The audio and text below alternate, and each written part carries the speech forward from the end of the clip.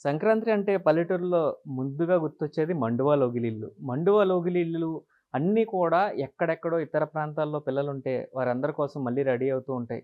ప్రస్తుతం మనం ఒక పల్లెటూరులోని మండువా లోగిలింటి దగ్గర ఉన్నాం. ఒకసారి ఆ అట్మాస్ఫియర్ ఎలా ఉంటదో కూడా పాత రోజుల్లోకి వెళ్దాం రండి.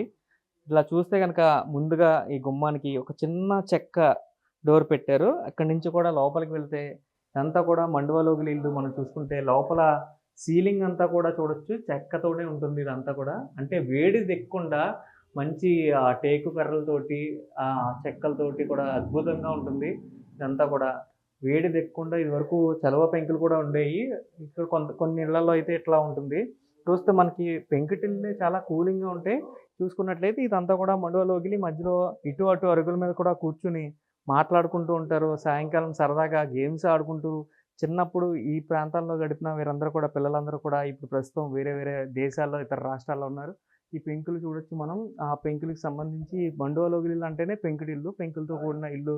పెద్ద పెద్ద దూలాలు కనిపిస్తూ ఉంటాయి మనకి. ఇదంతా కూడా చాలా చక్కగా పల్లెటూరి వాతావరణం అంటే కూడా ఈ మండువా లోగిలిల్లు. ఇక్కడ అరుగు మీద కూర్చొని మాట్లాడుకుంటూ ఉంటారు. సాయంత్రం మాటలు ఇక్కడ ముచ్చట్లు పెట్టుకుంటూ ఉంటారు. ఇదంతా కూడా చాలా చూడడానికి చాలా నిండుగా ఉంటుంది. కానీ ఒకప్పుడు చాలా చిన్న పిల్లలతోటి వీళ్ళందరూ ఉన్నప్పుడు కూడా చాలా హ్యాపీగా ఇక్కడ గడిపిన ఈ ప్రదేశాన్ని ఇలాగే ఆళ్ళు కేర్ చేసుకుంటూ ఉంటారు. అయితే ఈ ఇంట్లోకి ఉన్నవాళ్ళు ఇప్పుడు ప్రస్తుతం ఎక్కడున్నారు? ప్రస్తుతం ఆ పండగకి ఎప్పుడొస్తారనేది కూడా అడిగి తెలుసుకుందాం. ఎలాంటి ఏర్పాట్లు చేశారో కూడా అడిగి తెలుసుకుందాం. సార్ నమస్తే అండి. ఏంటి పండగొచ్చేస్తుంది మరి. పిల్లలు ఎప్పుడొస్తున్నారు? ఈసారి పండగకి స్పెషల్స్ ఏంటి? మా అబ్బాయి 5వ తారీఖున బయలుదేరి 5వ తారీఖున వస్తున్నాడండి సాయంత్రానికి. హ్మ్. 7వ తారీఖున ఇక్కడికి వస్తాడండి. హ్మ్. పండగకి ఉంటాడండి. హ్మ్. పండగ వెళ్ళిన తర్వాత వెళ్తారండి. హ్మ్. అసల ఎప్పుడు సార్ ఈ మండువా లోగిలిల్లు చూడడానికి చాలా చక్కగా ఉంది. చాలా చక్కగా మెయింటైన్ చేస్తున్నారు అసల. ఎప్పుడు ఈ ఇల్లుని కన్‌స్ట్రక్ట్ చేశారు అసల? అంటే 1903 అండి. 1903 అండి. 1903. అప్పటి నుంచి కూడా చాలా చక్కగా మెయింటైన్ చేస్తున్నారు. ఇప్పుడు మీ పిల్లలు ఇక్కడే చిన్నప్పుడు తిరిగి ఉంటారు కదా! ఎక్కడ ఈ అరుగులు గాని, అట్మాస్ఫియర్ అసలు చిన్నప్పుడు సందడి ఎలా ఉండేది? ఒక్కసారి గుర్తు చేయాలి మీరు మాకు. వాళ్ళందరూ కూడానండి. వీళ్ళునండి. హ్మ్. హ్మ్. ఆ!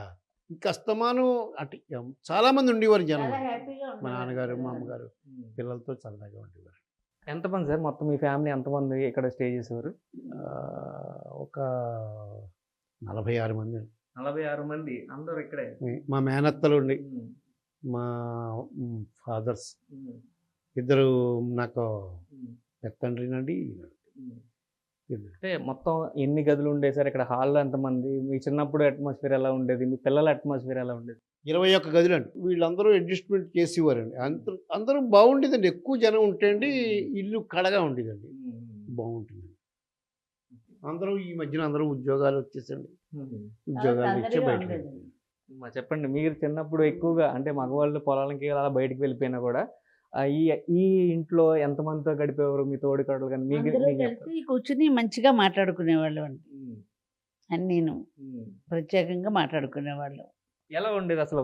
ఉదయం మొదలెప్పుడు? అంటే 5 గంటలకి లేచిన తర్వాత లేకపోతే పిల్లల్ని స్కూల్‌కి పంపేసాక కూర్చుని హ్మ్. అన్నీ మాట్లాడుకునేవాళ్ళం. పిల్లలు స్కూల్ నుంచి వచ్చే టైంకి హ్మ్. వాళ్ళకి ఏదో ఒకటి చేసి రెడీ పెట్టేవాళ్ళం. హ్మ్. మరి ఈసారి సంక్రాంతికి స్పెషల్స్ ఏం చేపిస్తున్నారు పిల్లలకి? మినపసురిని జంతికలు చేయిస్తున్నామండి. జంతికలు చేయిస్తున్నామండి. హ్మ్. ఇంకా మా అబ్బాయికి గోంగూర పచ్చడి, హ్మ్. ఆవకాయ అది పెట్టిస్తున్నాం. బాగా ఇష్టంగా తింటారండి గోంగూర పచ్చడి?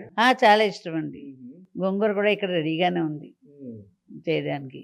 మరి మీ పాపకి ఏమి చేపిస్తున్నారు స్పెషల్? మా అమ్మాయికి నుండి వస్తుంది. హైదరాబాద్ నుంచి ఇలా వస్తుంది. హ్మ్. తనకి అవే ఇష్టం. హ్మ్. మా మనవరాలకైతే వడియాలు ఇష్టం.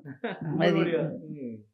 ఓన్లీ గుమ్మడి వడియాలు తింటదా? తింటుందండి. హ్మ్. అమ్మమ్మ వడియాలు కావాలంటుంది. ఓకే. ఫోన్ చేసినప్పుడు అలాగా. హ్మ్. అది. మరి ఎప్పుడు వస్తున్నారని ఎదురు చూస్తున్నారా? అయ్యో! తప్పకుండానండి. రోజు వీడియో కాల్ మాట్లాడుకుంటాం. హ్మ్. తప్పకుండా వస్తారండి. రాకుండా ఉండరు. ప్రతి పండగకి వస్తారమ్మా? అంటే వీలుని బట్టండి. వాళ్ళు స్టేట్‌లో ఉండడం కదా! వాళ్ళకి ఎప్పుడు వీలైతే అప్పుడు వాళ్ళు ఎప్పుడొస్తే అప్పుడే పండగ మాకు. అది. అంటే సంక్రాంతికి ఒక ప్రత్యేకత ఉంటది కదా! ఈ 3 రోజులు ఖచ్చితంగా ఫ్యామిలీతో గడపాలని. చాలా మంది వస్తా ఉంటారు. ఇతర వస్తూ దేశాల నుంచి ఉంటారు. వస్తారు. హ్మ్. హ్మ్. అంటే వస్తున్నారు. ప్రతి ఏటా అని కాదు. ఈ ఏడాది వస్తున్నారు. హ్మ్. అది. అది ఇది చూసినట్లయితే వీళ్ళు చాలా సంతోషంగా చెప్తున్నారు. చూడొచ్చు మనం ఈ మండువా లోగిలి ఇల్లంతా కూడా మళ్ళీ పిల్లలతోటి, మనవలతోటి కలకల్లాడుతుందని కూడా చెప్తున్న పరిస్థితి కనిపిస్తుంది. ఒక్కసారి మనం చూస్తే పాత జ్ఞాపకాలకి వెళ్ళిపోవచ్చు. చూడొచ్చు ఇదంతా కూడా ఓపెన్‌గా ఉండేది. వర్షం పడితే కిందకి పడేది. దీన్నంతా కూడా క్లోజ్ చేశారు. అక్కడ వర్షం వాటర్ అంతా కూడా బ్యాక్‌కి వాటర్ వెళ్ళిపోయేలా కూడా సెట్టింగ్ కూడా చేసిన పరిస్థితి కనిపిస్తుంది. చూస్తే మనకి ఈ దూలాలను చూడొచ్చు. ఎంత పెద్ద పెద్ద దూలాలు. ఇంత అట్మాస్ఫియర్ అంతా కూడా చూడొచ్చు. ఇది లాకర్. సార్ మీరు ఈ లాకర్ గురించి చెప్పాలి మాకు. ఈ లాకర్ స్పెషాలిటీ ఏంటి? ఎప్పటి నుంచి ఉంది? 2 మణుగులండి. ఇనపెట్టండి.